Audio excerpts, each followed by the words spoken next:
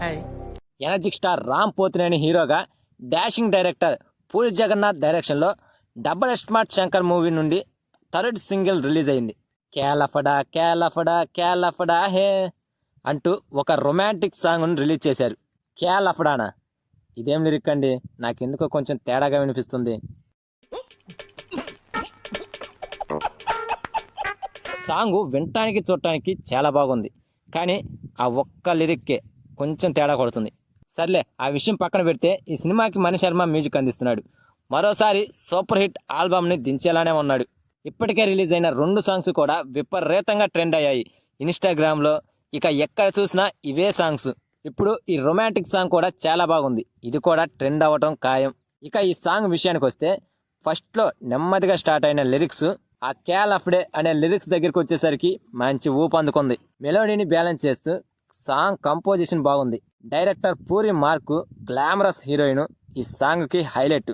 ఇక ఈ సాంగ్లో స్టెప్పులు అయితే పెద్దగా లేవు, ఒక స్టెప్ ఉంది, ఆ స్టెప్ కూడా ఆకట్టుకుంది. ఫైనల్గా ఈ కేల్ ఆఫ్ డే ఒక అందమైన రొమాంటిక్ మెలోడీగా చెప్పుకోవచ్చు.